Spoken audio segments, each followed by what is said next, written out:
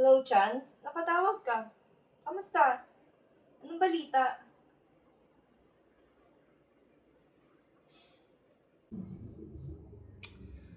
Hello, Che.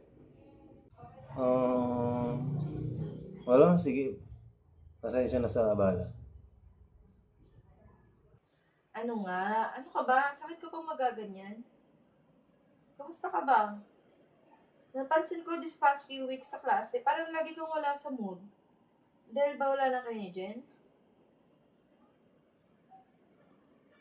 Kamusta ka na nga? Ayokong maging pabigat, Che. Pero, oo, parang ang hirap lately. Sobrang pagod. Sobrang pagod na ako. Kahit wala naman akong ginagawa. Parang ang bigat ng lahat simula nung nawala siya. Parang wala nang kwenta tong buhay ko. Alam mo minsan, ang daling sabihin yung pagiging okay natin. Pero hindi ibig sabihin nun okay talaga tayo. Sometimes, we really need support. Parang ang bigat kasi kapag mag-isa mong dadalhin lahat. Saka ganyan talaga people come and go. Di naman titigil ang buhay mo dahil lang naghiwalay na kayo eh. Naiisip ko nga yan, pero nakakahiya. Baka isipin nila ang weak ko or baka sabihin nila kaya ko naman. I should be able to handle this on my own. 'Di ba? Kasi lalaki ako.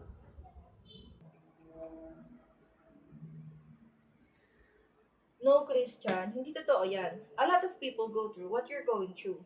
And kung may kailangan ka, nandito kami. Hindi ka nag-iisa.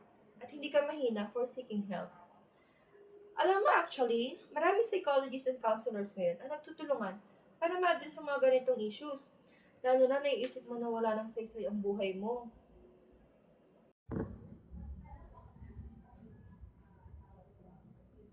Parang big deal kasi. Baka sabihin nila drama lang 'to o kaya mood swing lang. Pero sa totoo lang, gusto ko naman humingi ng suporta. Kaya lang, takot ako sa sasabihin ng iba. Kasi, di ba, lalaki ako. Alam mo, hirap na ako. Minsan, minsan nga gusto ko na lang maglahos sa sobrang sakit kasi sa nangyari.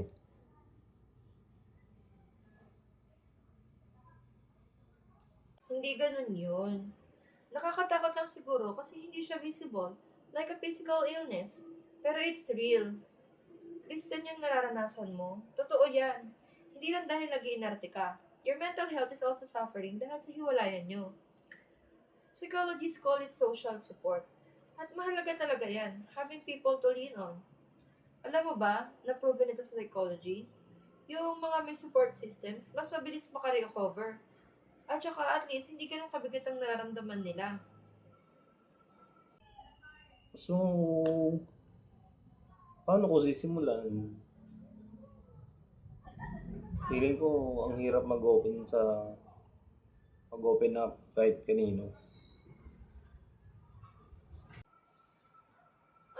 You could start by talking to someone professional, like a counselor or a psychologist. Minsan kasi sila mismo ang may techniques para malaman kung ano talaga ang kailangan mo.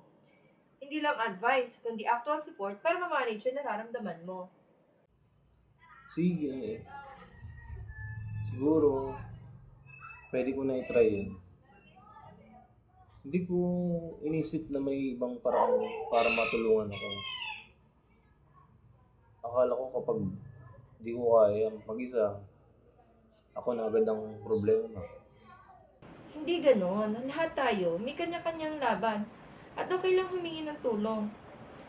Promise, I'm here every step of the way. Pero the best support is kung kasama rin ng mga experts.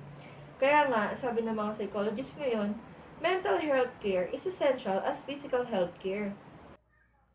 Salamat, Che.